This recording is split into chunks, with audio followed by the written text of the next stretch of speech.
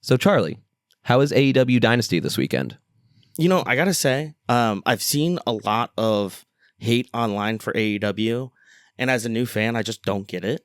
You know, for everybody who's listening who's just new, last Sunday, the 6th, April 6th, I went to AEW Dynasty, which is one of their live pay-per-view events. It was at the Leah Core Center, which is the basketball arena at Temple University.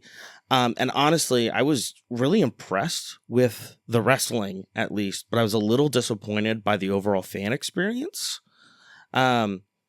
where I felt like we didn't know what was going on exactly.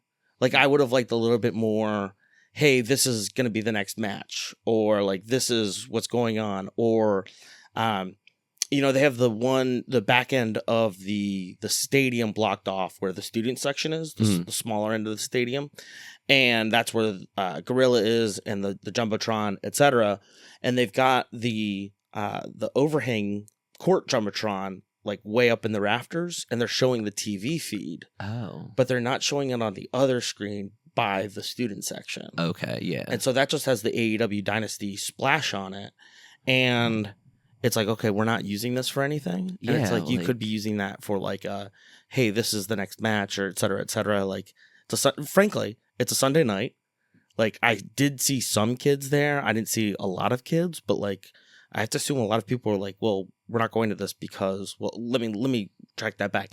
There was like a teenager sitting next to my friend and I, good friend Danny of the show, and good friend of the show Danny, and there was like a teenager and his dad sitting next to us, and but again, I just didn't see a lot of kids. I told you this via text earlier, but like, I left at 11 or a little after 11 because I was getting tired, getting old. And there were still 2 matches to go. So, can you remind me what time it started? 0 hours started at 8, and then, or no, 0 hours started at 7. Excuse me. They had 2 matches untelevised, and then they brought on the MC, the ring announcer, to be like, oh, 15 minutes to air, 5 minutes to air, 1 minute to air, and then he did everything else. But there wasn't anything else of like engaging the crowd or anything like some of the stuff that I see WWE do. So I was a little disappointed there, but again, like, all of the wrestling was fantastic. I mean, really, the star of the show last night, or Sunday night, was Timeless Toni Storm defending her women's world championship against Megan Bayne. And I just, Tony, just make sure you're doing your RDLs, you're doing your squats, you got the band around your ankles, and you're doing monster walks and all of that stuff that I did in physical therapy. That woman is carrying most of that promotion on her back. Like, we posted it on our Instagram story, but she did the famous Man from Nantucket limerick in the post-show press conference, and it's just like, she's great on the mic. She's incredible in the ring. She had like this pre-tape intro that was just like all Rocky themed. And I was like, is she going to chug the eggs? I think she might be vegan, which would fair. But like, she comes out in the black and gold trunks and the jacket and everything. And like, there was all of the Rocky stuff. And Megan Bayne really had it like one on her most of the match. But then Tony ended up coming back, winning. You know, there was some really awesome stuff. There was my buddy's favorite part of the night was the Hurt Syndicate. Bobby Lashley, Shelton Benjamin, and MVP. How could I forget Shelton Benjamin? Yeah. I love that guy. The Hurt Syndicate defeated the Learning Tree, which was Big Bill and Brian Keith, by pinfall. That was a great match. Will Ospreay was the opener, defeated Kevin Knight by pinfall. Will Ospreay was so much fun to watch. So athletic, so acrobatic. He was also the guy who banged the drum before the Union match Saturday night as well. Oh, hell yeah. I saw a guy in a Will Ospreay soccer kit, and I was like, I need that, or football shirt, etc. Mercedes Moné, also known as Sasha Banks in WWE, defeated Julia Hart. I was trying to figure out if Julia Hart is related to the Hart family. I don't think she is. I think it's just coincidence, because they were doing quarterfinals for the Owen Hart tournament. So that's what these single matches were. if they weren't a championship match. There was also Bandito versus Chris Jericho, which was also a title match for the ROH World Championship. There was some great stuff beforehand. Bandito had been unmasked a few weeks ago, a few weeks prior by Jericho. Bandito's abuelita was in the audience. Exactly. Mm-hmm. Jericho taunted her a few times.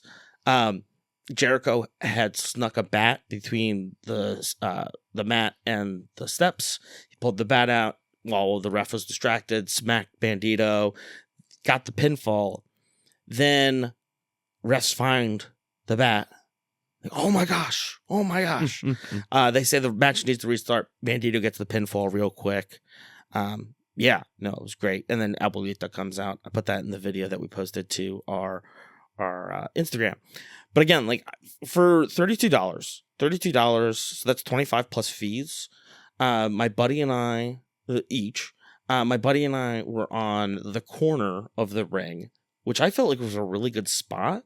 You got a lot of good action, and then we were kind of catty corner to, like, there was on one side, on our right side were the commentators, and then on our left side was the TV setup, like where everybody was looking for TV.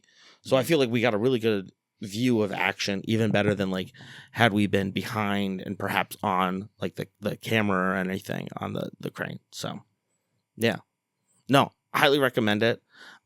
We've got some more exciting things coming local wrestling wise. We may have a connection through Battleground Championship Wrestling.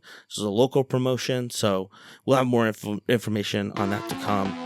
But yeah, no, that was AEW Dynasty. So we've already gone for 8 minutes. So without further ado, folks, this is The C Show.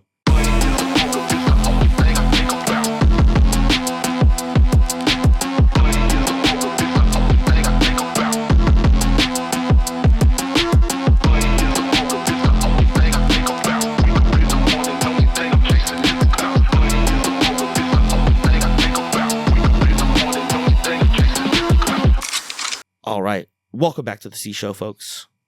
We're going to try something new today, tonight, this afternoon, this morning, whenever you're listening to us on the C Show. I'm Charlie, by the way. I'm Connor. Thank you. We keep on forgetting to introduce ourselves. We should probably do that. If you know, you know. If you know, you know. I mean, it is most of our friends who are listening. And thank you. Thank you, guys. Thank you. If you can leave us a review on whichever platform you're listening to, Spotify, Apple, even on YouTube, just leave a comment. We really appreciate it. Thank you so much. I'll buy you a bevy. I'm not sure if I'm allowed to say that, but next time we hang out, I'll buy you a bevy. I think that's allowed. That's allowed. There's no like ethics in podcasting. There's no remember, no license for this. Unlicensed. Our first pay-per-view. Yes. Absolutely. So we're gonna try something new. We're gonna go through the match we're gonna go through each show like we do SmackDown and Raw, but we're gonna try to slim it down. We're gonna try to go through a move of the match, kind of like a man of the match in soccer. So we're gonna try that. If we pull a thread, we're gonna pull on it, but we're gonna see how this goes. So, SmackDown on April 4th was live from Sweet Home Chicago. We're 2 weeks away from WrestleMania at this point, last Friday. Tensions and excitement is riding high on SmackDown. Packed show, Braun Strowman and Jacob Fatu going at it, DIY and Motor City Machine Guns going at it for a shot at the number one contender spot. B-Fab and Naomi. Really exciting. So last Friday, we had the contract signing for CM Punk, Seth Rollins, Roman Reigns for their triple threat match at WrestleMania. Of course, this being Chicago, CM Punk comes out first. So let me jump in right away. As a video guy, as a media guy, how did you feel about Punk grabbing the camera? One, as just like a fan, and then like as a media person, how did you feel about Punk grabbing the camera and doing his own thing? As a cam op, it scares the hell out of me. And Punk those cameras are not lightweight. They're heavy. I bet. And I mean, like, I used to, like, in high school, I briefly interacted with, like, old school broadcasting cameras. And those things were, like, 30, 40 pounds. And you throw those suckers up on your shoulder. I was in way better shape those days. I could run a sub 7 mile. But yeah, no, they're a little bit lighter weight these days. And the thing is, it's just like, you drop one of those, it's 10 grand. Easy peasy, lemon squeezy, right? It's the lens, it's the camera body itself, it's everything else on it. But like, they're also really strong. They're also very coordinated with themselves. So I was also just kind of like, okay, Punk. Let him cook. Let him cook. Jericho did the same thing at Dynasty as well. I think he saw Punk do it Friday night, and he was like, I got to do this. In a shocking turn of events, Chris Jericho's like, let me take that. Yeah. Huge pop for Punk, obviously, in Chicago. You know, I think my favorite part is just, again, like, Punk is so good on the mic. Some of my favorite moments are when he talks about, little fact, I'm not supposed to be here. Talks about being born with a cord around his neck. One of my other favorite moments, you know, people have been chanting, "You deserve it," chants. He goes, "I deserve it. I earned it." I loved that line. I need to go back and talk to you about one thing. So a very specific note. So he kept talking about, you know, I'm not supposed to be here. When they say I don't belong here, I say, who's going to make me leave? He's like, whether that's in a wrestling company, whether that's in a grocery store. And I'm like, so what did CM Punk do not to be allowed back at this grocery store? They're like, you're not supposed to be here. I don't know. That just jumped out to me. Knowing Punk, it was probably, he was mad that they didn't have donuts. He like went to the bakery after hours, like you know, like at 6 just p.m. expected them to have what he wanted. You know, like if you go to like a grocery with a really nice bakery, and you go there like 6-7 p.m. like after dinner, and the bakery guys are they're gonna wake up in a few hours because they got to start making. Somebody's got to make the donuts, but you go there and it's just like the donuts are stale and there's 3 of them, and it's like the ones you don't want. It's like that's why they're left. So yeah, after the I deserve it, I earn it, he thanks April, or AJ Lee. If anyone doesn't know, there was actually a lot of speculation about her returning around the Royal Rumble, thinking that with Punk being back and in like that, you know, and again, the Royal Rumble's a time for people to kind of pop up and be like, what's good? Yeah. Of course, had to thank Larry the dog. And then talking about WrestleMania, he said, I'm going to whip Seth Rollins' ass and put a beating on Roman Reigns in the main event of WrestleMania. That was just, yeah, he was mad as hell when he's on the mic talking about WrestleMania. Again, this is like his first opportunity to main event WrestleMania, coming back to the company after almost a decade.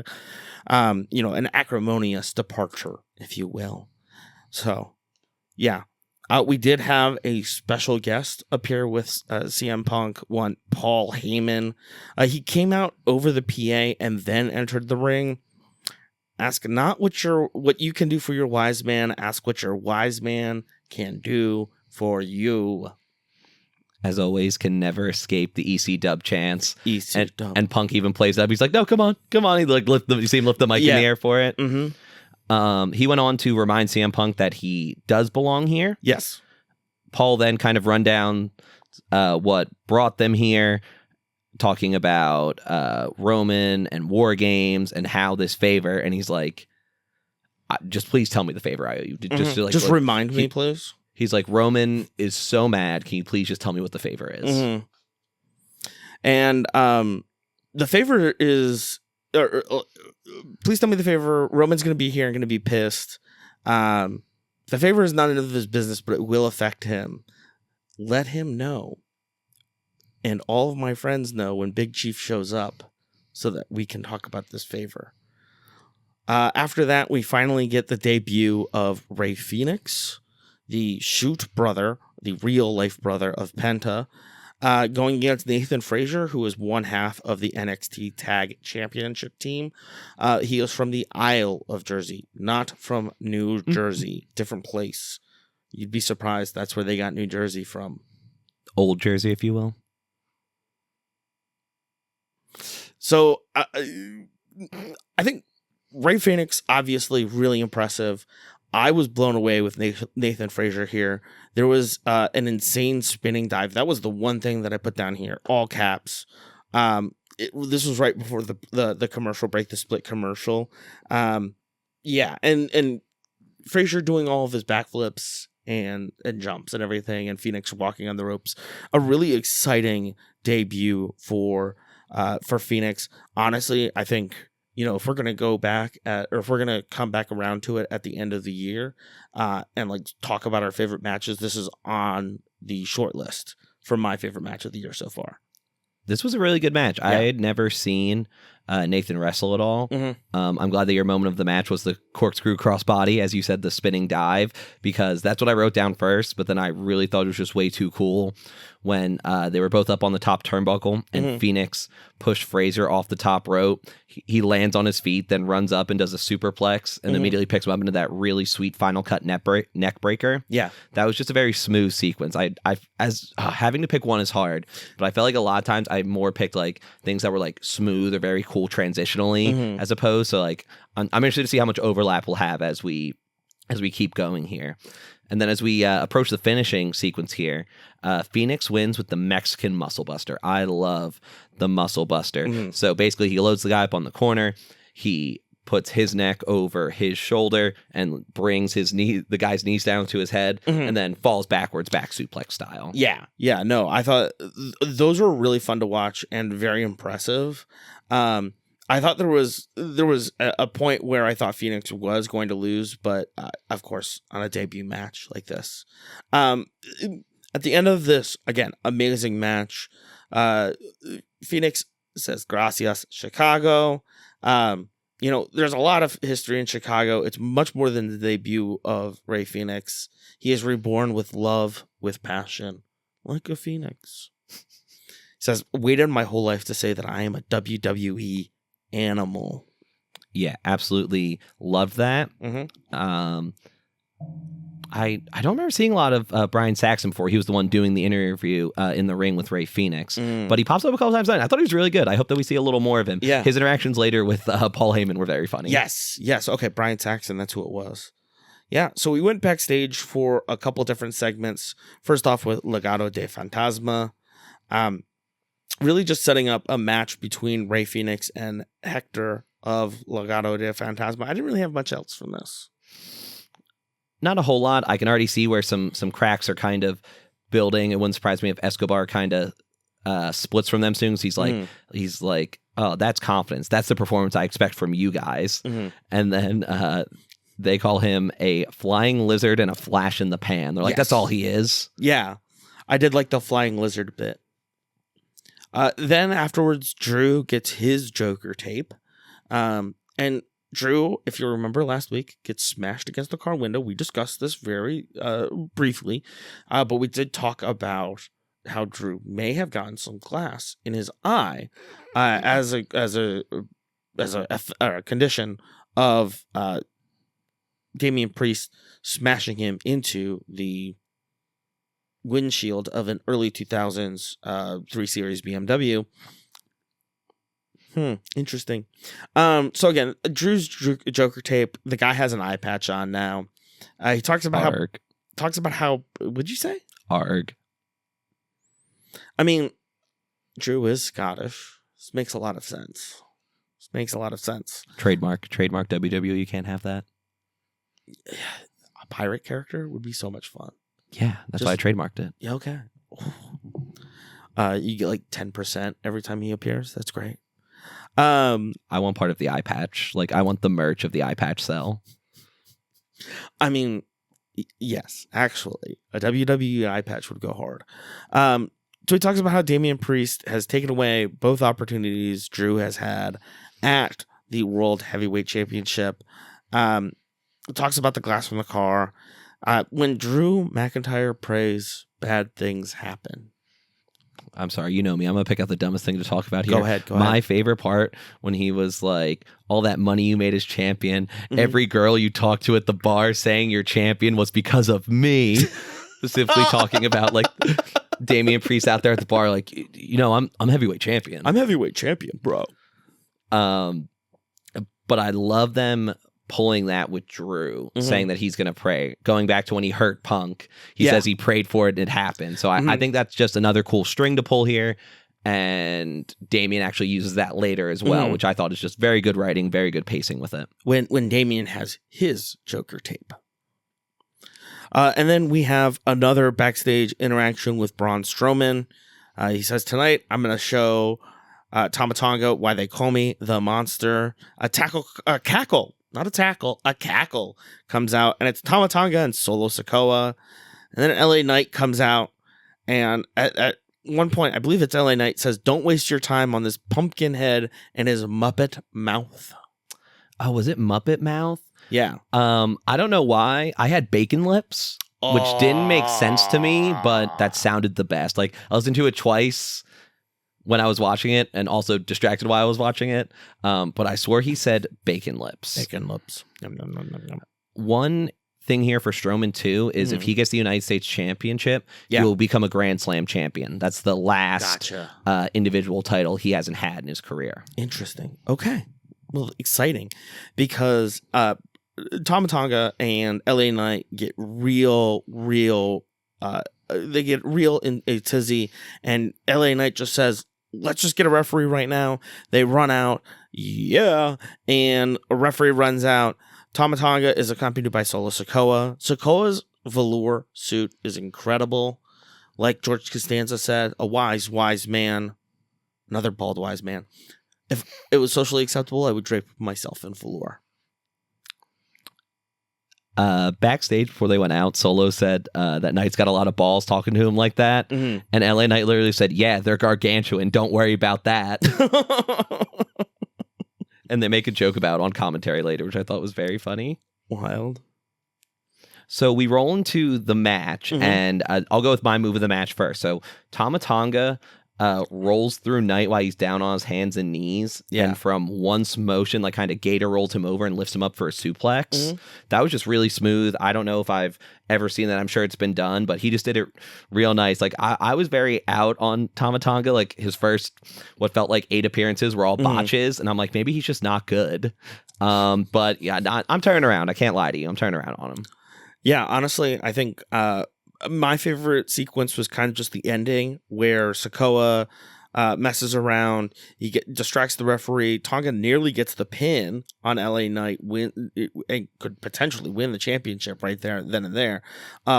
Unfortunately, Knight pulls a BFT, a blunt force trauma, and gets the pin on on Tama Tonga. Excuse me. Solo comes in and tries to jump him. LA Knight gets the hell out of Dodge. She's like, I'm good. Yeah. He's like, I've seen this movie. I know what happens after I pin one of you. Just a couple more even come. And then the Strowman versus Fatu match will determine LA Knight's Mania opponent, which is very exciting, his WrestleMania opponent. Backstage, we go to Paul Heyman and a reporter, Byron Saxon. And Paul Heyman is annoyed, to say the least. Again, he's just waiting for Roman to show up. And he just, at one point after a couple questions, just says, why am I telling you anything? So awesome. He grabs the camera, speaks directly to it. Whatever the favor is, my answer is ... And a car slowly pulls up behind him. And as the car was pulling up, I was like, it's Seth. It's always Seth. It's always going to be Seth. Burn it down. Yeah, guess who was right? Seth says Heyman looks horrible. Looks like you had a horrible week. Heyman is crazy. He's talked about before how, I believe it was something with Roman Reigns, which I had a better idea of it, where he like literally didn't sleep for a couple days and like didn't shower just to give off that like incredibly disheveled and like he like went real method actor with it. I love Seth getting out of the car and being like, oh, were you expecting the other Shield guy, right? Yeah. Seth then said, this favor thinks it's going to affect me too. So when Roman does get here, let me know, because I want to know what it is too. Exactly. Then after that, we had a teaser. He was recently released from AEW. He had been requesting a release from AEW, according to WrestleTalk.com. Again, real journalism here. We were reading that he had been requesting a release from AEW. I believe his wife also wrestles for WWE? I'm actually not sure who he's married to. If only I knew that. If it was right open in front of me. Yeah, Zelina Vega. Oh, I didn't know he was married to Zelina Vega. Yes, okay. He's married to Zelina Vega, who's returned back to WWE. And so a lot of people were saying that Malachi Black, he goes by the name Malachi Black in AEW. He uses the name Aleister Black in WWE. So I think that's what they're going to be. That's what they've been. You mentioned it last week on That's Not the Favor I Am Owed, episode 005.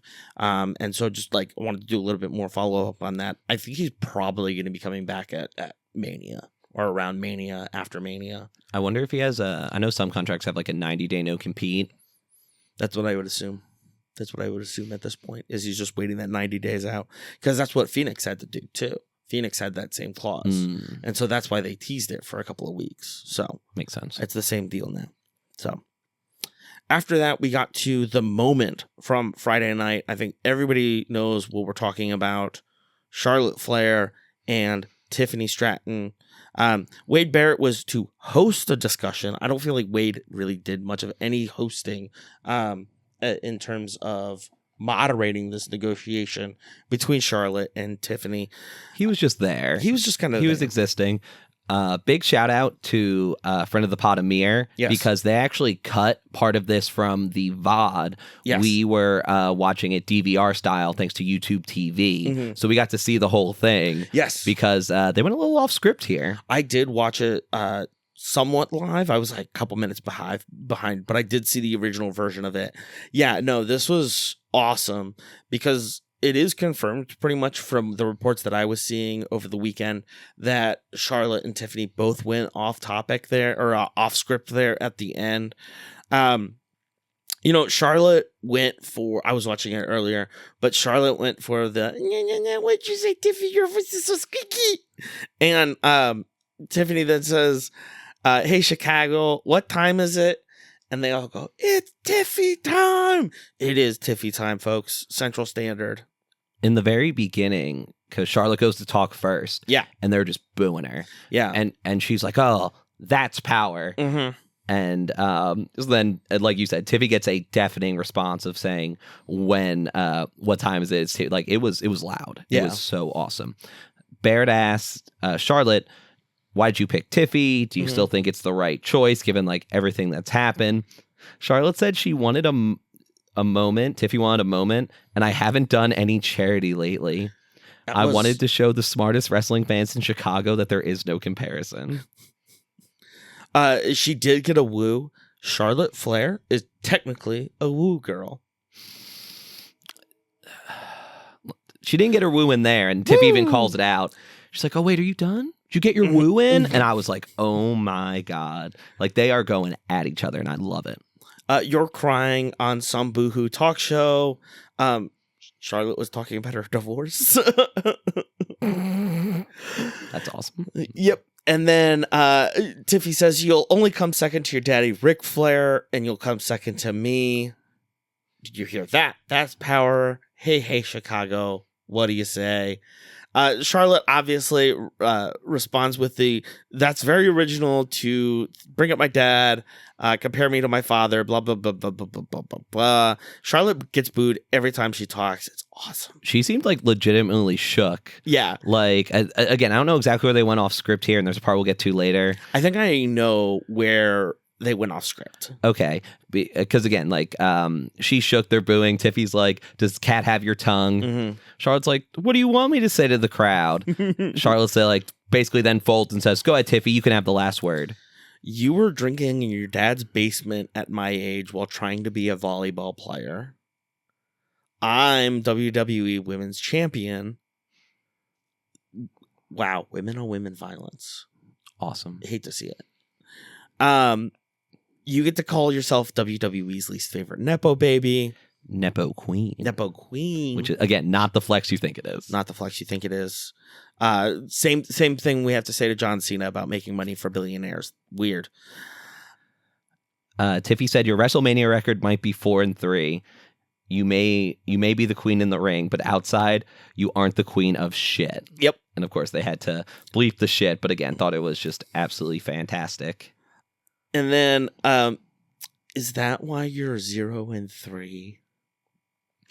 Referring to Charlotte's marriages? When I beat you and all is said and done, you're going to be like you are the outside ring, all alone. What's your record there? Like 0-3? Woo!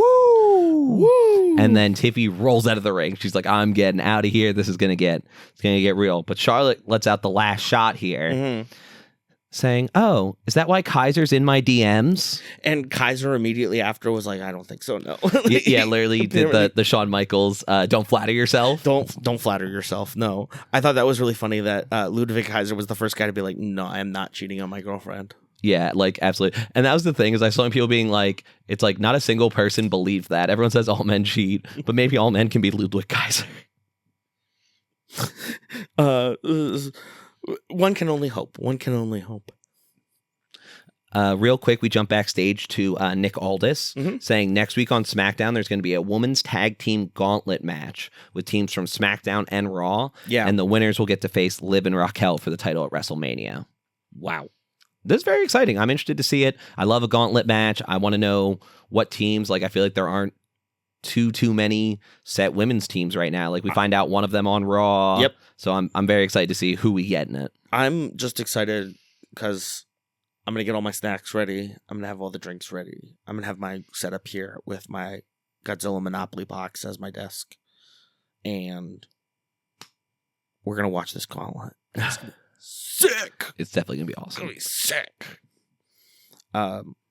I love how excited I get for wrestling now. I'm just like, oh, yeah. Dude, it's cool. I know it's fake, but holy shit, it's cool. Like, right? Like, yeah, they throw each other around. People like movies too, and you know what? Yeah. None of those are real. None of those are real, folks.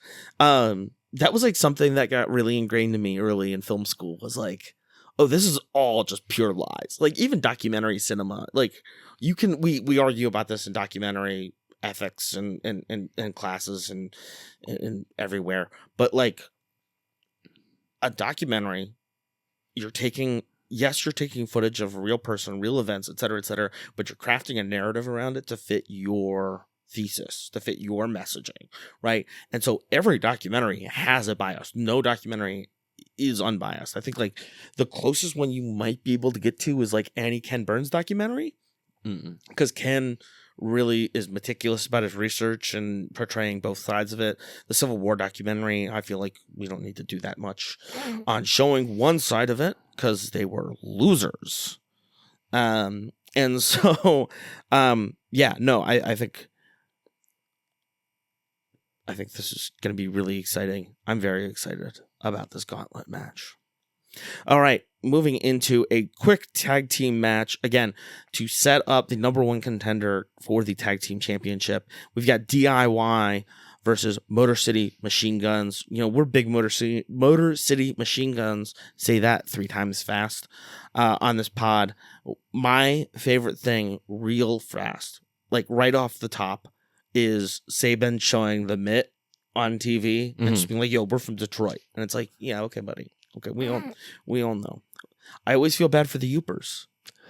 Where are the Yoopers on the mitt? You know, because you're not going to be like, oh, well, you know, we kind of include the Yoopers too. This is a visual gag on an audio podcast. Hell yeah, brother. So the Street Profits come out first to kind of be scouting, right, against number one contenders match like we saw with Bianca a couple weeks ago. So they're out ringside. They get a nice little pop when they come out. My favorite thing was it was a really cool sequence. DIY, Ciampa hits Project Ciampa, which is where he like lifts him up and does like the backbreaker as he falls. And then they do the fairy tale ending. Alex Shelley comes to make the save, and then DIY goes for meet in the middle, and I'm like, one of them's kicking the other one. I'm like, they're doing this. I'm like, it's probably gonna be the other way. Like, the other one's getting kicked or something. But they actually, they didn't. They just kind of stopped and looked at each other. Like, again, we are quickly approaching another breakdown in the WWE main roster of this of the feud between Ciampa and Gargano, and I'm very excited. Yeah, no, I think Motor City Machine Guns had some really excellent acrobatic moves. Chris Sabin going off the top rope, the 5-hole from the outside, just some really awesome stuff. There was the sequence at near the end of the match where the the cover falls off of the top turnbuckle in one of the corners. Gargano tries to ram Sabin into it, but then Sabin ends up using the exposed turnbuckle to pin Gargano. Incredible victory. I would say, I think it was Ciampa, I believe, who was in there. Ciampa? Okay. Ciampa's the bald one. Okay. So, yeah, that falls off, and so as that's all going on, Ciampa actually tries to roll up and cheat the Motor City Machine Guns. He puts both his feet on the rope, but of course, because the ref is our guy, Charles Robinson, he saw the feet on the ropes, right? Didn't count it. They use that distraction. Ciampa gets thrown into the exposed turnbuckle and rolled up. I know we talked about it, and again, so I wish I had more time to spiel about it. The storytelling surrounding the exposed turnbuckle was really cool. Kind of how it fell off, how people went, like they both like tried to use it, or I should say like one tried, one ended up using it. I just thought that was a really interesting thing to throw in the match for them to work around. I think they did a really good job doing it. Yeah, no, I loved that. I thought that was a lot of fun because it added a new level of danger to the match, in where, like, how are they going to use this exposed turnbuckle? Who's going to use it? How are they going to use it? When Ciampa fails on his first try, his first attempt to throw Chris Sabin into the exposed turnbuckle, kind of botches it. And then Chris Sabin gets that shot, and it's just so good. So much fun to watch them. The Street Profits face off with the Motor City Machine Guns. And again, Motor City Machine Guns just showing off Detroit Rock City. Backstage, we've got The Miz and Carmelo Hayes. Mellow Don't Miz. Spoiled it.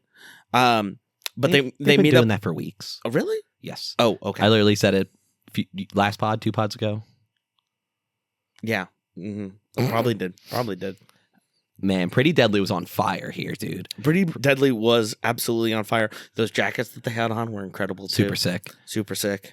Because Miz and Mello come back, and it's like, oh, imagine having a title shot in your own country and failing. Pretty Deadly, more like pretty useless. Carmelo jumps in. Imagine fumbling at the 1 yard line. Are you guys a tag team or the Chicago Bears? Oh, Pretty Deadly's like, hold on. Can we shut on the Bears real quick? Always.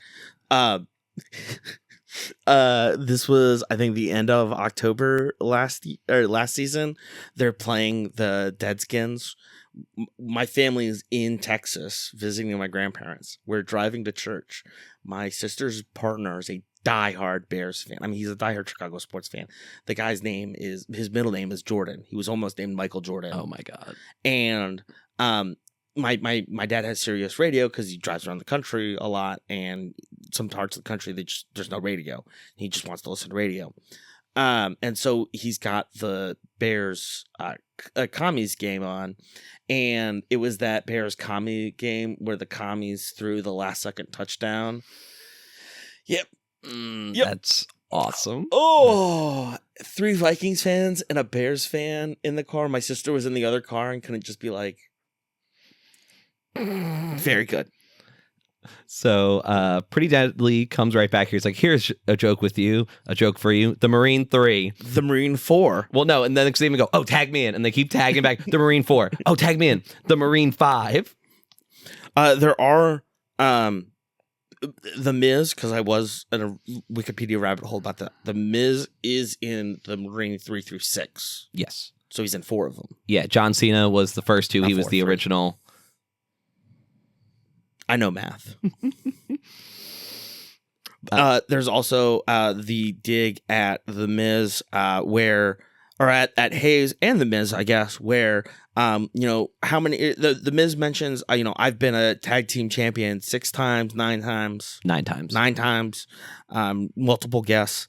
And Pretty Deadly mentions, well, how many tag team partners ago was that? You've had so many tag team partners, et cetera, et cetera. You're always showing up with the younger and hotter model. Like Leonardo DiCaprio. Of tag team wrestling. I used to get when I was skinny, I used to get the Leonardo DiCaprio. You look like him a lot. But at a wedding last year, I got Maddie Matheson. Why are you laughing? That's awesome. I don't know who that is. That's why I was laughing. I was like, I have no idea who that is. Oh, Maddie Matheson. He's on the Bear. He's like the supplier guy on the Bear. But I was just really gonna be like, oh, who was it? Because I was thinking like, all right, who else? Like I have no idea who that is. oh dang, Matty Matheson rules. Oh, okay. Yeah, this guy. Okay, yeah. Okay, no, that's cool. Yeah. Like I said, I just thought I would know, and I'm like, God damn it, how do I not know who this is? Yeah, I see it. Yeah. Holding the iPad next to your face, I see it. Mm-hmm. And I was like, oh, thank you, yes. And this is at the point where Miz says, "We are mellow, don't Miz." And we are awesome. And Carmella's like, we're still working on that. Yeah. We got to workshop that. Listen, there's no bad ideas in brainstorming, folks. We go back to the ring where we've got B-Fab versus Naomi. Obviously, Naomi has been in a lot of shenanigans recently.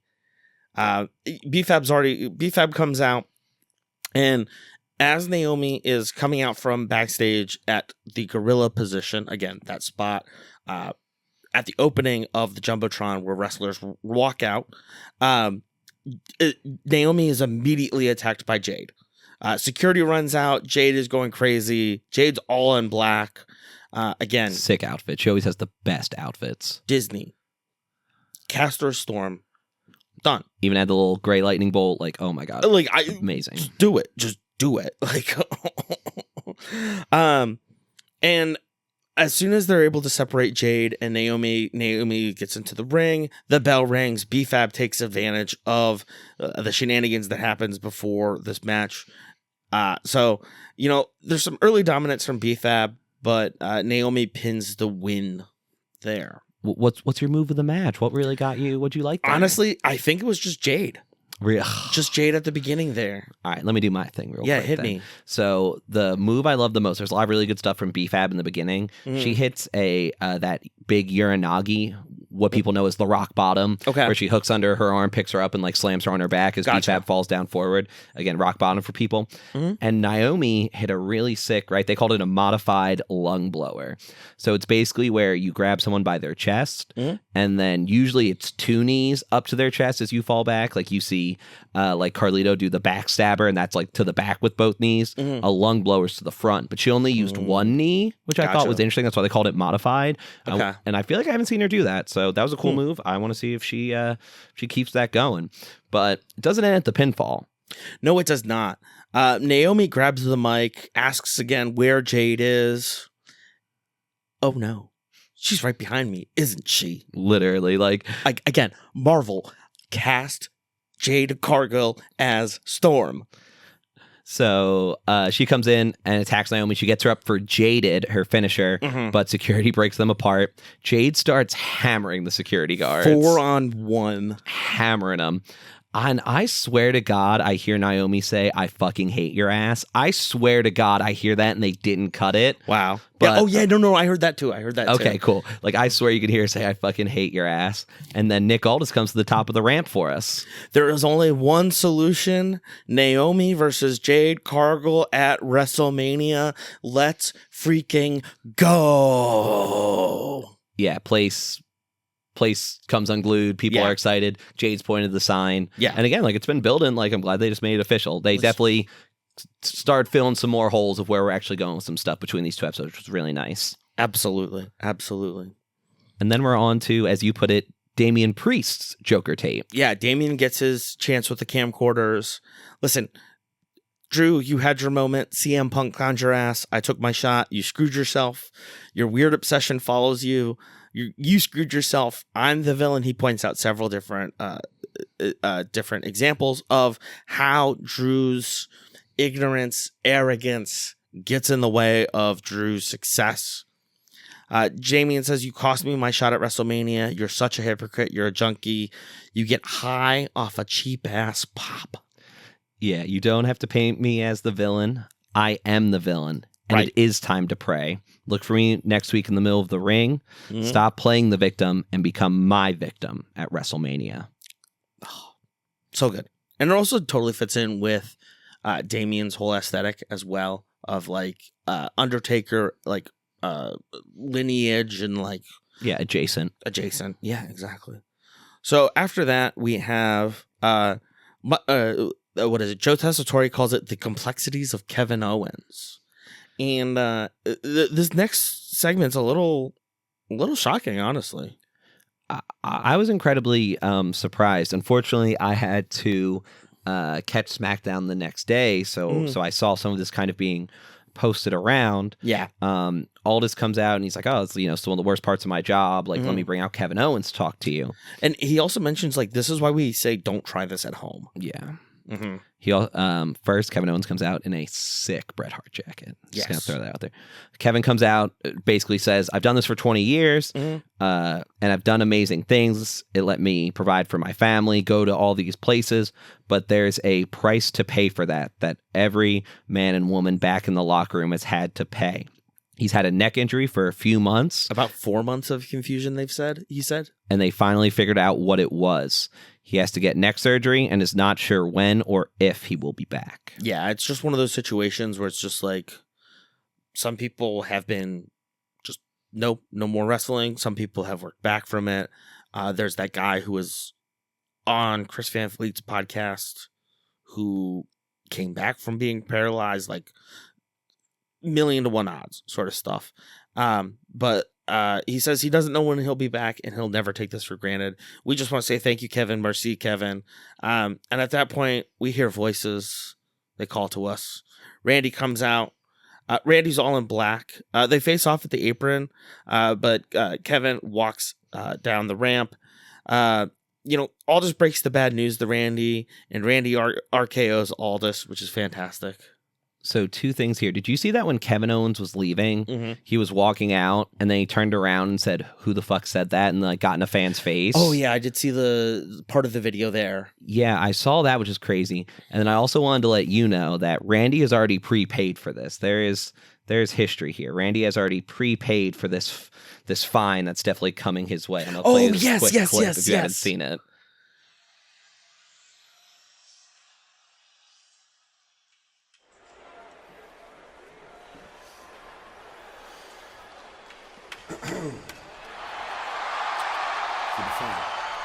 Thank you. Now, there's something else I want to talk to you about. Found out today, upon getting to the venue for SmackDown tonight, that you've got me teaming with LA Knight against Jimmy and Solo. Why? I saw LA Knight make the save last week. Wait a minute, save. I didn't need saving. I don't even know who LA Knight is until last week, and you got me teaming with the guy. I gotta trust this guy that I just found out who the hell he was last week? I understand. You don't know LA Knight. All you need to know is that you want the bloodline, and he wants the bloodline. And I want to see that match, and so do the fans. I can't wait. Hey, Randy, fine was 50,000. This is 100. Oh, that's yes, I do remember. I think you showed me that, or it's been brought up before, but yeah, no. So Randy is prepaid for that, so that was excellent to see. And I mean, I thought you were saying Randy was prepaid for WrestleMania, and I was like, gosh, I hope, yeah.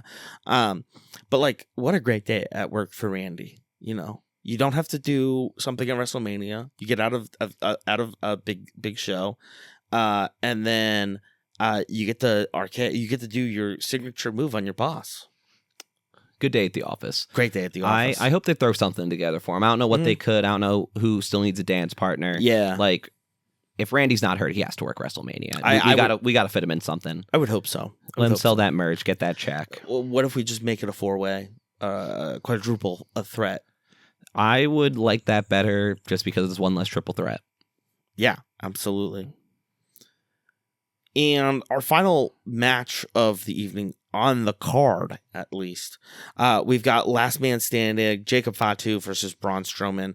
Again, this is setting up who is going to battle LA Knight at WrestleMania. So, real quick, for anyone who doesn't know, Last Man Standing is a special stipulation of match where there are no disqualifications, there are no out-of-ring countouts. Instead of pinning your opponent for a 3 count, you have to incapacitate them to where they can't get back to their feet by a ref's 10 count, almost boxing style. Okay, all right. Boxing style makes a lot of sense to me. I think the big thing for me really was, I mean, there was the double moonsault from Jacob Fatu. Strowman nearly fell on that 6 count. Strowman getting a table out. Strowman with a steel chair. Oh my God. So that was my move of the match. So Fatu sets Strowman up on the barricade. It looks like he's going to knock him through. It's always that same spot on the damn barricade. Yeah. And Strowman literally just like shoves a steel chair in Jacob's face as he's running up. Just absolutely just hammers him in the face. And I'm like, I thought chair shots to the head were kind of out of vogue, but I guess they gave him an exception. Again, maybe because he's a Samoan. Last man incredibly standing. hard forehead. Are you saying they have... Never mind. Oh, Christ.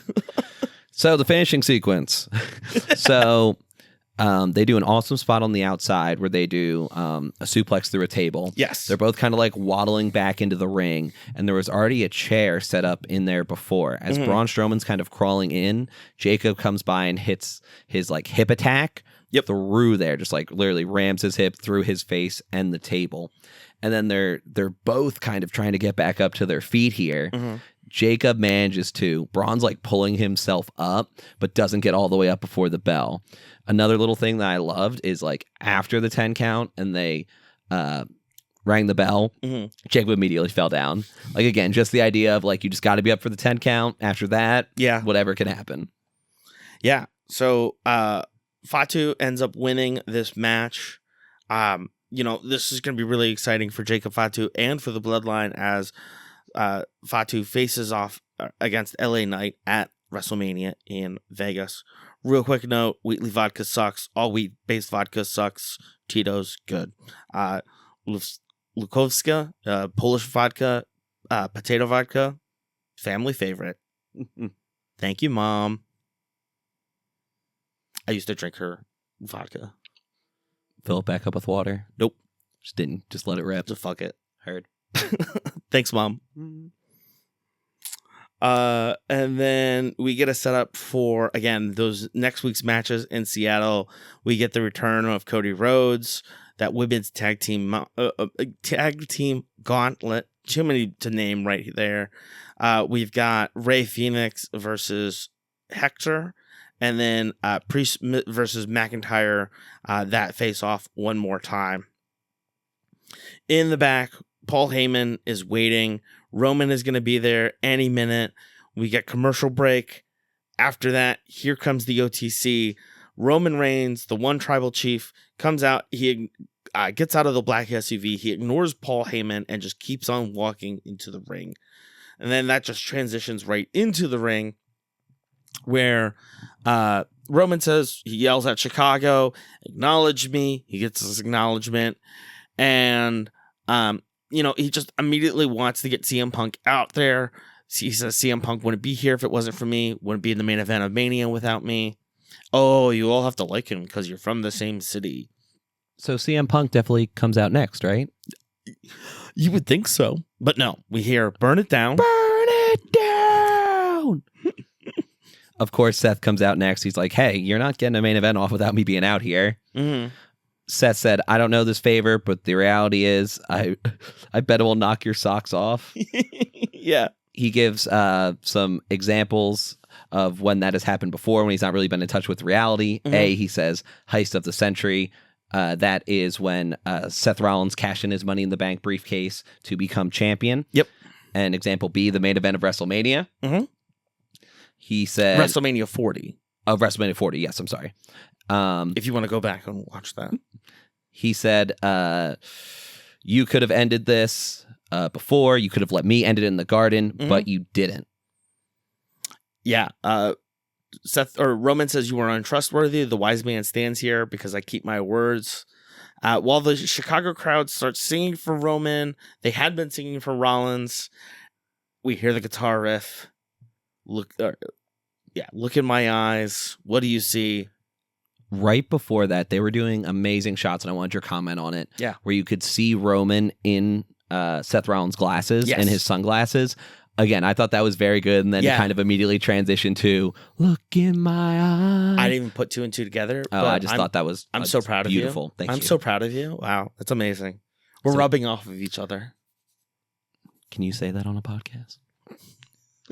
So Punk comes out.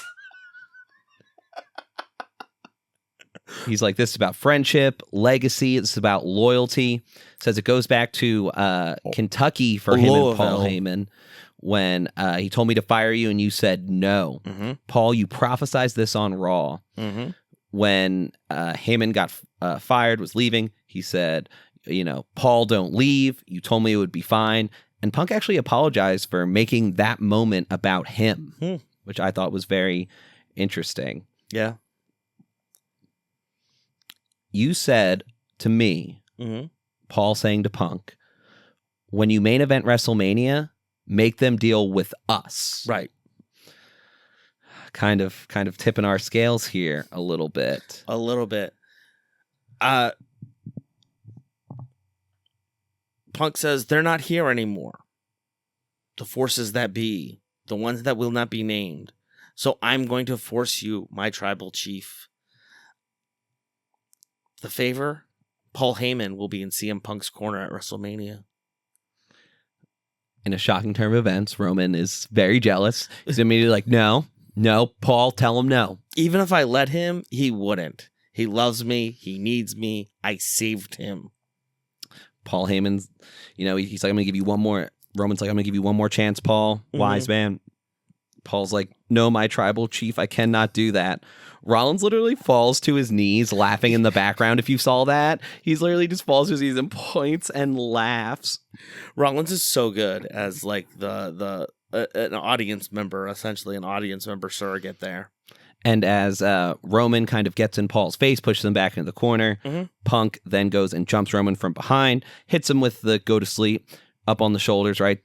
Throw him up, slam him into your knee, and then stares down Seth. As Seth and Punk face off, it's very clear that Seth is next, right? Like, as once Roman is down, Seth and Punk obviously have a lot of dust in the air to clear. So, listen, we're setting up to WrestleMania. We are full tilt on the road to WrestleMania. We're on top gear. We're in overdrive. We're throwing it in cruise control. We're pulling our arms down, but we'll be here with it with more full analysis on The C Show.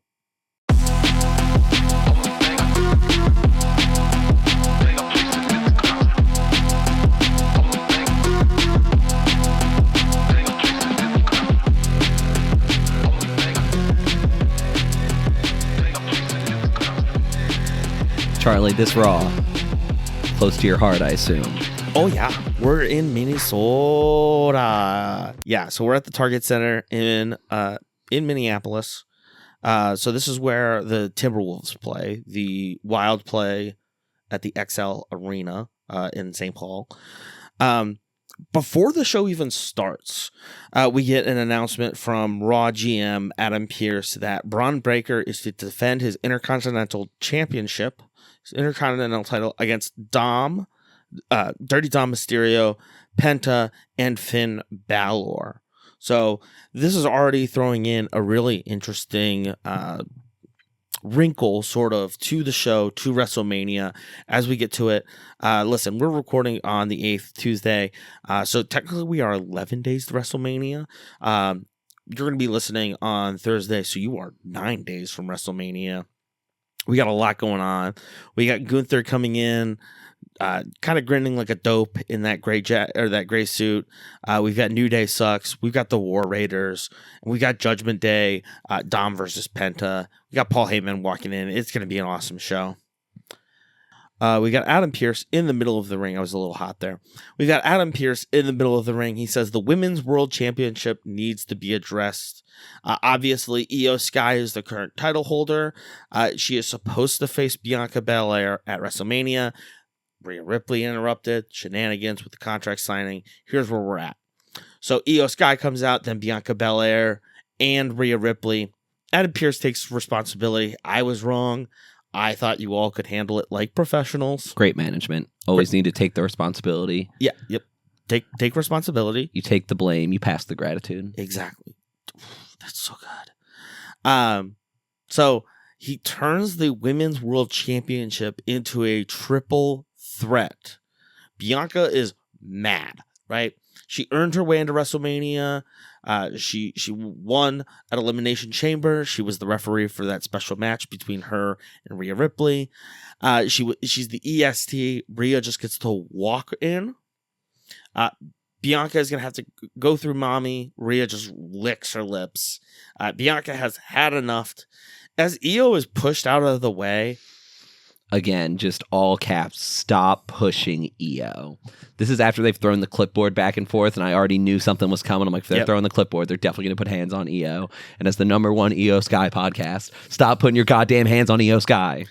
Iyo walks out. She's not signed yet.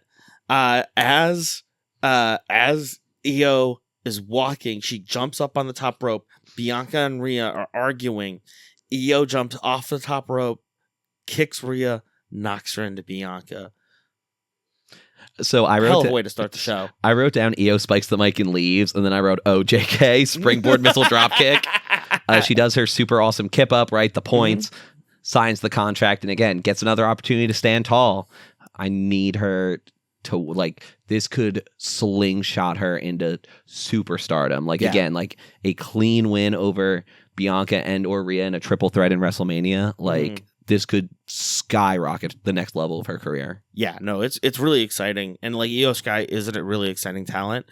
Like, this is a stacked match already. Like, Bianca Belair is a legend in her own right. Rhea Ripley is a walking Hall of Famer. And you've got Iyo Sky.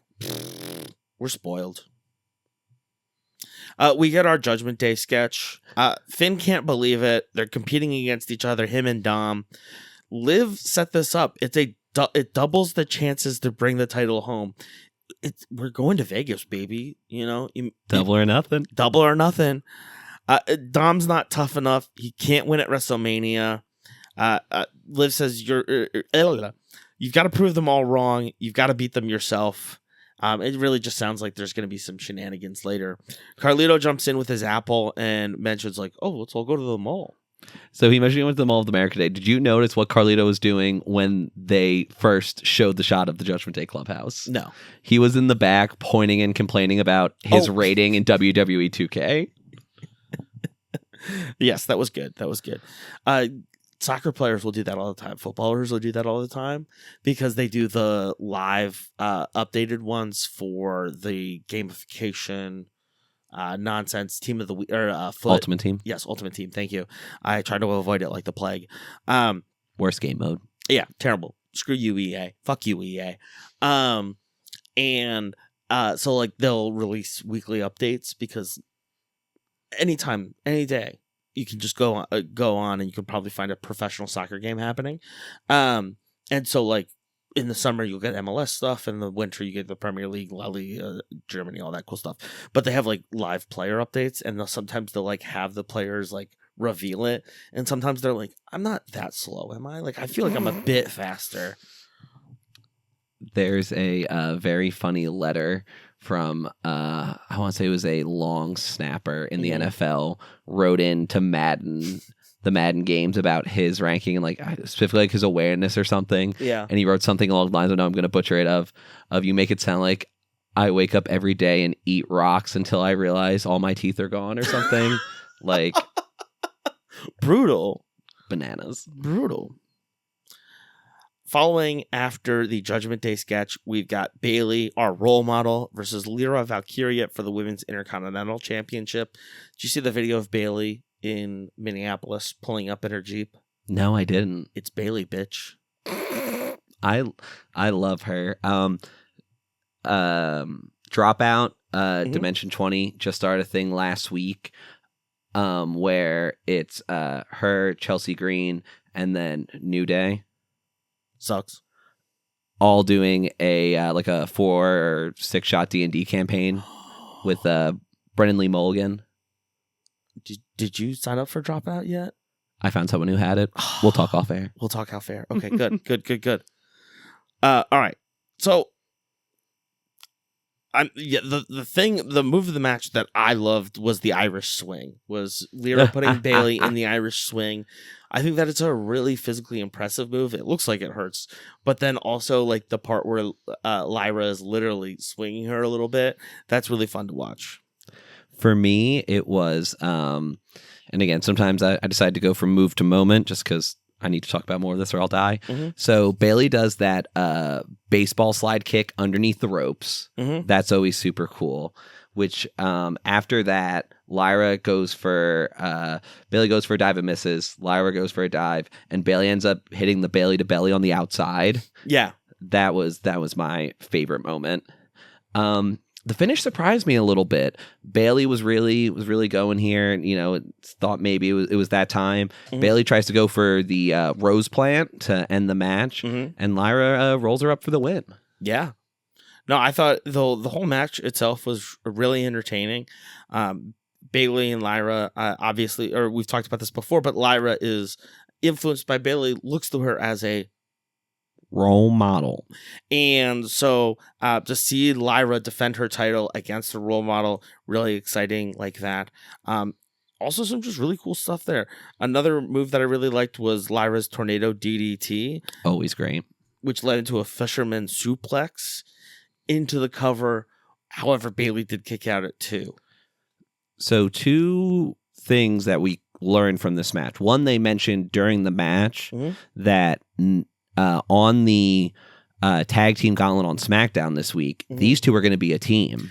Oh, yeah. Because they've been a tag team before.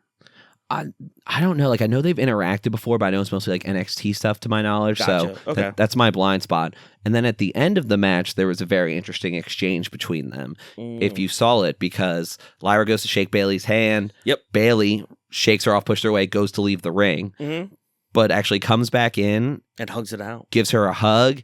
And then does the, grab and raise the arm kind of point. Like, yeah, they got me. Yeah. I'm afraid we're going to see some kind of turn from Bailey here. I'm afraid they're going to try and Bailey's going to like turn her back on her in the gauntlet or something, and they're going to try and cook that. But I don't want heel Bailey. I don't want heel Bailey either. That's not. It is what it is. We go backstage. We've got Kathy Kelly. We've got some synergy on Netflix with Bert Kreischer. I don't know how you feel about Bert Kreischer. He's fine. I like his stand up, and I used to listen to the Two Bears One Cave, and then I just kind of fell off it. Yeah, no. I was a big Bert hater for a while, and then I've softened to him recently. I feel like a lot of his shtick is like, I get drunk, and it's like that was cool when you're 25, maybe 27, but dude, you're pushing 50. You've got kids like in college. Do you know about the Rolling Stone article? No. He was a huge party animal at Florida State, like legendary party animal. Rolling Stone sent a reporter to cover the party scene at Florida State University, specifically one that they had heard about, Bert Kreischer. That's his origin story. That's fantastic. Well, his dad's also like a pretty powerful lawyer in Tampa, I think. So, yeah, Bert graduated from Florida State in 6 years. I did know he was a Florida State guy. Yeah. I did not know Rolling Stone was like, we heard you rage. Yeah, Rolling Stone was literally like, yeah, we heard this guy rages, so we're going to send a reporter. We're going to send Tom Wolfe to go investigate this guy. But again, synergy, Netflix, never bad mouth synergy, Lemon. Bert is interrupted by Chad Gable and American Made. Chad is not competing. He's so disappointed that Bert won't get to see him compete tonight. Bert isn't that excited. But then Otis and the Alpha Babes come around the corner. This is perfect for Bert. Oh my God. Bert is a man who does not like to wear a shirt. Otis is a man who does not like to wear a shirt. What do? They both rip their shirts off. And Bert turns to him and goes, this is my thing. And Otis is like, babe, it's our thing now. I loved that. That was great. I thought that was a great way to include a celebrity like that. Apparently, Bert's like a lifelong fan of WWE. He's had multiple wrestlers on various podcasts. So, yeah, that's fun. He was on Bert was in a match with CM Punk pre-show. Really? Yes. Oh, that's funny. Yeah, no, I'll send you the clip. Awesome. Well, it'll be posted on the C Show Instagram. The one thing that I did want to note here is that Pat McAfee, remarkably quiet last night. Very, very, very, very subtle. I didn't really think about it, but now the fact that I didn't even think about him, and because I'm usually like, oh my god, what are you doing? Yeah, you saw the news about him, right? About the hot water he's in. Yeah, the really hot water that he's in. Yeah, the boiling water. Boiling. Yeah, no, we don't want to I don't want to talk too much about it because it is Pat is not a good person. That is the short and sweet of it. Speaking of not good people, AJ Styles is backstage with Jackie Redmond.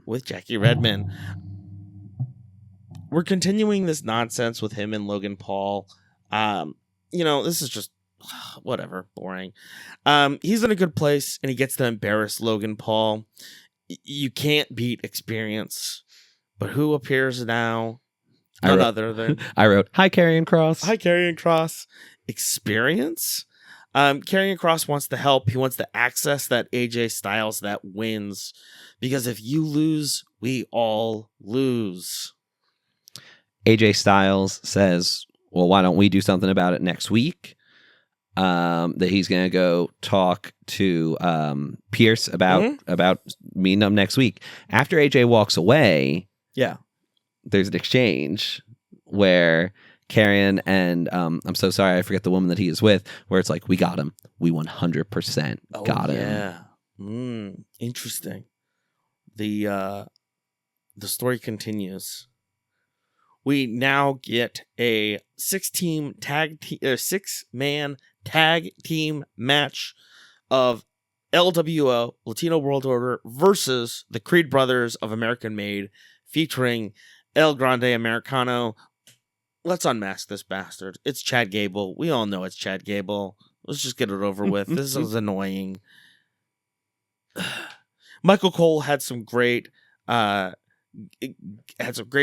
points on the commentary. He said Chad finally gets to wrestle in Minneapolis. Pat mentions that El Grande Americano chewed on steel to toughen his jaw. I missed that. Another great bit between Michael and Pat. Michael says he's from the Gulf of America, sarcastically. And then Pat says, yeah, everyone loved when they said that. Also sarcastically. Oh my God, that's awesome. I thought this was a really great match. Again, what a week to try and really just get down to one moment. Mm-hmm. So I would say that they did a triple dive early. Yep. LWO did a triple dive outside the ring, which was very cool. But then there was when, I can't remember which one it was, jumped over two guys and went over the top after he leapfrogged off two dudes. Yeah. And then Del Toro had to yell at the ref to move so he could hit the springboard. You let him, ref, move, so he can hit his corkscrew dive. Yeah. One of my favorite moments was, I'll say there's two. There was the American Made triple suplex where they do a suplex all at the same time. And Chad went so much earlier than the other two. And then I think Michael Cole said he's a couple fries short of a Happy Meal. Excellent. I did catch that. Fantastic. Quote, I don't know who's legal now. Pause. Oh, brother. So the finish was interesting. Yeah. So we see Ivy give Americano something, right? And of course, they're gonna spoon feed us. They're like, "Is that a piece of metal? Is that a piece of metal she just passed to him? It's a piece of metal." And he puts it in the top of his mask. Mm-hmm. Rey Mysterio, who is out there as, support, a manager, however you want to put it for the LWO, sees it and goes up to El Grande Americano on the top rope. And El Grande Americano just headbutts him with that in there. Brutal. Goes on to hit the diving headbutt and wins. Yeah. And just disappointing that we're continuing this storyline. We're letting this go on. But we'll see. We'll get some more. on more from El Grande Americano here in a moment. Before we go into this next match, when you were watching, did you see them cut to Liv and Raquel for maybe like 3 seconds? It flashed them real quick, talking about how like Dom's going to show everyone how he's a man tonight. And then literally they're like, we're out of time. Like you see him like do the neck cut, like we're out of time. Oh my gosh. Yeah, no, I saw that and I kept trying to go back to it. I think, so there's the parts of, since Raw is all filmed live and it's on live on Netflix, there is a delay. They've got to have like a 15-second delay on it for all the times they drop out the swears on the audio. But there are certain ads that don't get shown in certain territories. And so, like, have you noticed there's like a 10-second pause after before or after the Snickers ad at the beginning? That's Michael Cole doing an ad for a different territory. So like I think it's like Europe or something, the English European stream, the UK stream or whatever. So yeah, no, there's definitely like certain territories in Netflix, not in WWE, get certain content for the broadcast. I know that screwed them up during COVID because somewhere like doesn't get any commercials, and since they didn't have an audience, like a tag team actually like stopped and they like got water and stuff. So like the live audience wherever, it's just like seeing them, and then they're like, all right, kind of like let's get back to it, and they just like rolled back into the match.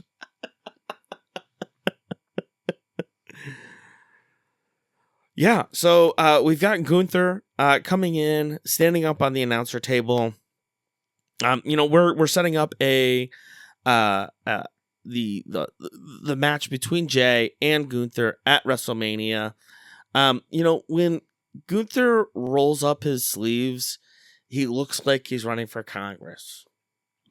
Hi, my name is Gunther Ramirez. My grandfather is from Argentina via Germany. Don't ask me what he did in the 40s. So I labeled this as a Gunther town hall, but Jay comes out right away before Gunther can even say anything. Gunther takes his victory lap. As Jay was coming down the stairs, did you see the sign that said mid-event Jay Uso? I was like, God damn, that's such a great sign. This is mid-event. Jay walks in and knocks Gunther's microphone out of his hand, and then starts hitting him with you got a mom? Talk to your mom? What do y'all talk about? Family stuff? How's the wife? How's the grandkids? You know what my mama and I talked about? Her oldest son laying up in the hospital bed getting 15 stitches across his forehead. She asked me, why didn't you protect him, Joshua? I told her I was afraid of you. Yeah. You had me. You were playing chess while I was playing checkers. And a light bulb went off in my darkest moment. You want to know what I realized? I'm not afraid of you no more. He was literally like, Gunther, look at me. You know what I realized? I'm not afraid of you anymore. Before WrestleMania, hug and kiss your family.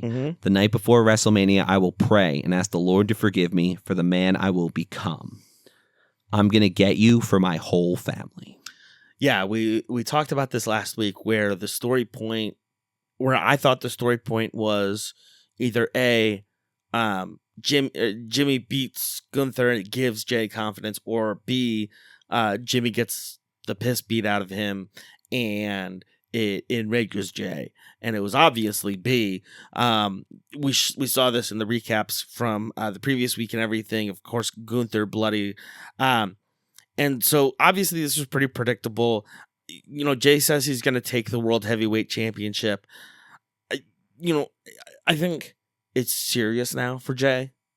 As serious as it can be for Jay when we talk about it. When we talk about the work. He was not excited coming down the stairs. He was not yeeting. Yeah, he wasn't doing his usual his yeeting. He didn't pull a kid out of the crowd and give him the shades or whatever. He was very serious the whole way down. I was almost surprised they still let him go in through the crowd, but again, that's what made it so jarring, is that he went through the crowd, right? Again, his people, again, more recently it's been, play my music again. And he literally had the least interest in it ever. He's like, I need to get to the ring and I need to tell you what I'm going to tell you. And you're not even going to say a word. After that, backstage, we've got Adam Pearce again. Some stuff that I noticed is I think they do bring some like wall dressings for when they're in certain places. So they had like a Dusty Rhodes poster up. I thought that was fun. That was cool. Oh, that is really cool. Yeah. I was just glad that, because first he was talking to Natalia and Maxine Dupree. Mhm. So I was glad that we got a little more. Like you said, Maxine kind of got run off TV last week before she could really say anything. Mhm. Natalia says that tagging with Maxine's one thing, but being in the gauntlet match is another. Mhm. All just like, it's WrestleMania time. It's WrestleMania. No, I'm time, sorry. dude. Adam Pearce, I'm sorry.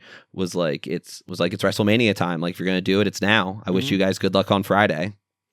Yeah. And then Ray comes in and we get to kind of tie up another little stitch here. Yeah, Ray is very clear. He's tired of this El Grande Americano character disrespecting him, the art, the culture of Lucha Libre. It's over. Adam says, "Okay, Ray, I'll give you the place, give you the location. Call it." Ray says, "This is easy. WrestleMania." So we've got El Grande Americano versus Rey Mysterio at WrestleMania. Your thoughts? I'm putting this out there. I thought maybe this is kind of where they were going, what they were doing. I wonder if something will happen this next week where it will become a mask versus mask match, which is a tradition where it's like basically loser loses their mask, right? Again, revealing the identity of the luchador, like it goes back. So I think that could be something really interesting because, like, I don't know, Ray is looking a lot better right now than he has. I don't know if he's really ready to like hang it up, but like if you did a mask versus match and had El Grande Americano beat Ray at WrestleMania and take his mask, that would be insane. That would blow up like crazy. The amount of hate, like the amount of heat that would get would be, as I see online, would feed families. So there's a week for them to do that. You want more rants on this podcast? You want more rants on this podcast? If El Grande Americano wins at WrestleMania, that's all this podcast will be. Will be rants about El Grande Americano. Like, beat Rey Mysterio, the face of Lucha Libre in America? Dude, if they wanted to be like, and again, if this is just like, we want a story, and Ray, again, I don't think Ray's actually wrapping it up yet. Like, it would be a hell of a story. Exactly. That. And guess what? Like we talked about before. Yeah. None of this is real. None of this is real. Okay, just making sure. Just doubling back. Like I tell people, wrestling is really interesting. It's not fake. It's scripted. Like the NFL. And you see what some people do after their team loses a football game. Did you see that video that was going around of I hope I sent it to you, and if not, I'll send it to you again. But the reaction video of like the watch party in Kansas City as Cooper DeJean the pick six catches the pick six. That was awesome. God, if the Vikings make it to the Super Bowl in my lifetime, belt the ass. That's the only thing I'll accept. Belt the ass. I want to beat the Bills 40-0.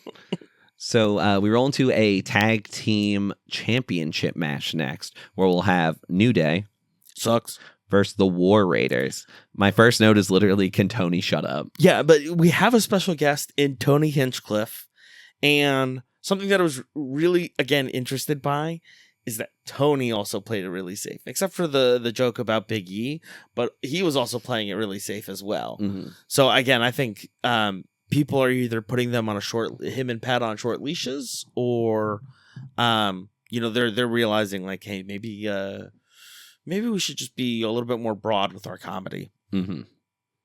So yes, this is all really a hype as well for the roast of WrestleMania. Tony Hinchcliffe has legitimate claims of spousal abuse and like domestic abuse. Yeah. Jesus. No, seriously. Yeah, no, I think he has like a restraining order against him or something. God. Yeah, I forgot about it. This was in my notes. My third bullet down. I'm probably going to end up watching it too. And then oh yeah, my second and last bullet. Oh yeah, I forgot Tony has legit claims of spousal abuse. LOL. Never mind, not watching that roast. So, FYI, Google it. Yeah, no. People are very divided on Tony Hinchcliffe. Somebody mentions this looks like Bert's fan club against the New Day. I thought that was a good joke.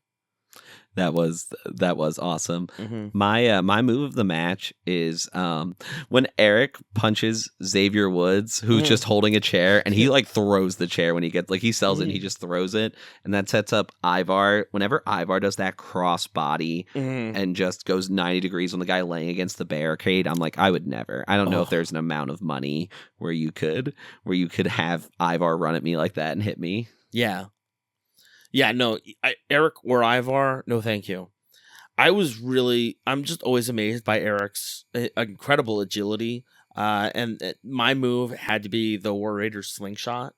I love two big guys throwing each other around. At the end of this match, you had a chair come into the match. Ivar uses the chair against Kofi. But that doesn't actually matter in the grand scheme of things. You don't? So it's a disqualification, yes. Yeah. But the War Raiders have the champion's advantage. The champion's advantage, the title cannot change hands on a countout or a disqualification. So even though the War Raiders did lose the match, they retained and kept their tag team titles. Okay. So, not the worst way for it to end for them. It's a loss. Yeah. Keep your belts. Keep your bonus. Keep your belts. Okay. All right. We have some awkward ads there for. Oh well, let's yeah. So as New Day keeps their belts. Excuse me. As War Raiders keeps their belt, there's some continued nonsense with the chair. Kofi uses the chair on Ivar. As the chair is set up in the corner, they set up sideways between the turnbuckles, which is always horrifying. Oh, yeah. That's the first time they set up the chair. That's horrifying. They're going to use the chair on Ivar, or Eric is going to be thrown into the chair. Eric is thrown into the chair. Kofi says a bad word. And at one point, the chair is set up normally. It's folded out like as you would sit on it. And Eric's neck is put in the hole where your lower back would be. And it's very clear that New Day are going to jump on Eric and try and re-break his neck. But both of them before have had histories of neck injuries. Again, two people that thought their careers were over. Again, who knows what trajectory, going back to Kevin Owens will take, a possibility, but that's very serious. Yeah. Even in kayfabe, that's very serious. Even in kayfabe. Yeah. So security comes out and again, preventing serious damage to Eric's neck, kind of breaking up the end of this match. We get some awkward ads for Credit One Bank, which is this bank out of Las Vegas. I looked it up immediately because I was like, this is really weird and very awkward. Not very well placed. You don't have to watch those, right? No, it was in the broadcast. Like they had the camera on a Credit One logo on the ring or something. It was really weird. Well, I'm sorry to hear that, or congratulations, but I'm not reading all that. Okay. It's a sketchy looking bank is all. Are we going to talk about the Shibuzi song during the Cody Rhodes John Cena hype video? Do your thing, 21. There is the point where they're like mirroring Cena's career and what Cody's doing. Cody has been on a media blitz recently. He did say that he may want to act. Don't know where that'll go. A little interested. The Marine 7. The Marine 7. Yeah, that's what my thought was. We do get to see the torn pec come out. And again, that's just a jaw-dropping moment in WWE history. So just real quick, a note about the celebrities. 1, a creator of a Netflix series. 2, stars, quote-unquote, from reality programming on Netflix. And then Bert Kreischer, a comedian with 6 Netflix specials. Nothing to see here. Moving along. Penta versus Dirty Dom Mysterio. Will Penta finally do what Rey Mysterio has failed to do for 20 plus years? Again, another one. I'm like, I really got to put this in one damn move. Again, did my best to cut. So again, I always love a tilt-a-whirl backbreaker. So that's where he throws him off the ropes and literally basically guides him around his own body. Yes. Like almost pizza style, and then ends up knee on back. Wow. Tilt-a-whirl backbreaker will always get me. Penta hit an absolutely beautiful one. My my move of the match isn't from Penta or Dom. It's from Braun Breaker. And Breaker's various spears on Carlito, on Dom, on Penta. Yeah. Let me double back real quick and at least finish the match first. So for finishing sequence, Penta hits the sacrifice. Again, pulls the arm all the way back past, like trying to dislocate the shoulder. Mm-hmm. And then he goes and he hits the Penta driver for the win. Carlito jumps him after. That's when Braun comes out, almost as a full flip, spearing Carlito, by the way. Yes. I showed you a tweet earlier of Carlito being very funny about it, saying his funeral services will be tomorrow. He has one for Dom. He was almost driven to Duluth on that one. Duluth is a city in northern Minnesota on Lake Superior. It's like a 6-hour drive from the Twin Cities. So Braun hits Penta with the spear too, which surprised me. They were mad at each other last week. It makes sense. They're having a match. Finn comes out and jumps Breaker, and then leaves incredibly quickly to avoid Breaker after he gets up. Oh, absolutely. Yeah, I don't want to mess with Braun Breaker either. My note on this is if Finn or Dom win at Mania, which I don't think is going to happen, Judgment Day is over, right? Whether they win or lose, because one of them is going to break up a pin or submission for the other one because they're thinking about themselves, and then they have to in that case. Yeah, it's time for them to explode. Yeah, Finn Balor's going to go off. Maybe he'll come back as the Demon again. That would be cool. That would be fun. Wrapping up the show, our finale here is Paul Heyman. First of all, a couple of things for the record Paul wants to mention. Item 1, I will always be loyal to my tribal chief, Roman Reigns. Item 2, I will always be loyal to my best friend, CM Punk. And then you have to think, well, okay, he just mentioned CM Punk, so CM Punk's going to come out next, right? Right. Burn it down! Davenport's finest. So Seth Rollins comes out, says, tonight it's not about me. It's about Paul Heyman. Whose side are you on? Are you the best friend or are you the wise man? You're trying to convince us you can do both? It occurred to me you are neither. Best friends are there for each other, Connor. Not just when they need something. Seth goes on and talks about after Roman left, how Paul was left with the rest of the bloodline. And specifically what happened to him in his hometown. As I walked in, you were on that part. He was talking about his children even. Oh, yes. Yeah. Saying he left you to get massacred in your hometown in front of your children. Neither CM Punk or Roman are here to protect you. Something else that we've been hearing a lot in these is Seth says, stop me when I'm telling lies, Paul. There have been a couple different people who have been like, find the flaw in my logic. Like, tell me when the lie is. And like something that my wife hates because I'm always like, if it's a lie, I'll take it back. I'm like, just tell me it's a lie and I'll take it back. About the dumbest stuff. Like stuff that doesn't even make sense to say that, and she hates it almost as much as the long way or the horseman joke. What's the horseman joke? Just like anything that ends in man. If you're like, oh, he's like, oh, that's the beer man. It's like, that's the beerman? That's the beerman? Gotcha. It's the long way and then big style. Yeah, not a fan of big style. Not a big fan of big style. Sometimes she uses big style though, so I'm like, so what's the truth? She did say the long way recently, and I was like, yeah. For anyone that doesn't know, the long way is a classic sign describing how Goldberg eats corn. The long way. Think about it. About it. Up and down style. Moving on. So yeah, Punk was the last choice, or was he the only choice? He needed a favor from you. Punk and I wrestling for the soul of this industry. The crowd is chanting for CM Punk. Rollins offers Heyman to back out of WrestleMania. He gives him an option, the opportunity to back out of WrestleMania. The easiest thing for you to do is leave and let me do what's best for the industry.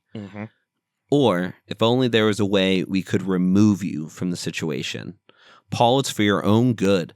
I would take it as a privilege to remove you from the situation. Kick, boot to the back of the head, stomp, and it's all over. How much are you worth? And he pushes him. Mm-hmm. Ironically, not ironically, I do not have a thing that says don't push Paul Heyman. Feel free to push Paul Heyman. Don't push Iyo Sky. Push Paul Heyman. Push Paul Heyman. If you got to push anybody, push Paul Heyman. Seth starts to slap Paul, and Paul shows a little fire here. I wasn't sure if he was going to crumble. Paul's got some fire in him. He says, "Don't put your damn hands on me again." And at this point, it's CM Punk runs out of Gorilla, out down the ramp into the ring. Seth rips off his jacket. They start attacking each other. CM Punk takes Rollins out of the ring, slams Rollins against the steps. There's a point at where Rollins punks Punk and ends up stomping him on the ring. There's a point where Punk is just laying there. Heyman is standing over Punk. Rollins runs up to get the stomp on him. It's at this point where Seth says, "Now you owe me a favor." Underneath that, I just put in all caps and bold, put Paul in a shark cage. I don't know how else to solve this at WrestleMania ever. Just put him in a shark cage. Just it's a cage match, but the cage is suspended over the ring, and it's Paul Heyman, and you got to get him out. Do like a 3 stories, and he's at the top. Exactly. Basically, the favor for Punk that Heyman owed him was setting him up for WrestleMania, being in his corner. Yeah, just leaving Roman Reigns at WrestleMania. Leaving Roman Reigns, essentially. Now, the favor from Heyman to Rollins is, hey, I didn't stomp you. Now you need to be in my corner and throw away these 2 relationships and be with me now. I'm worried they're going to just make it harder than it has to be. Mm-hmm. And Rollins going to be like, I don't care what you do at WrestleMania, but you owe me a favor. Yeah. Like, that they'll basically like bank it for after this. They'll be like, let's go back to that Paul Heyman favor later when we need a. Yeah. I mean, they've been doing some long-term storytelling already. Mm-hmm. Maybe there is something that happens the next week where Seth gets to bank that favor, and there's some sort of agreement made between one of his other opponents. Do you know what the favor I would ask Paul Heyman for is? What would that be? To go in a shark tank over the ring for the match. Listen, we'll learn more about this triple threat match in the week to come as we get closer to WrestleMania. Stay tuned here on The C Show.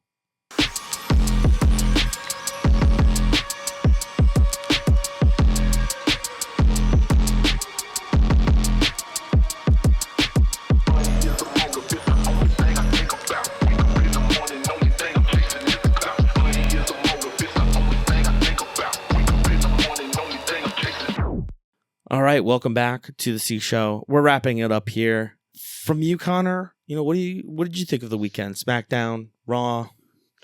Again, broken record, both were very good shows. But again, this one, everything's kind of supposed to be crescendoing anyway and building up to it. I like that we finally got a clear picture on a few more matches. We know that Rey Mysterio will have his match with El Grande Americano. Yeah. I really liked what you said about it being a mask versus mask match. Even if El Grande Americano wins, that's a really exciting development in the story and for the character of El Grande Americano and for Rey Mysterio.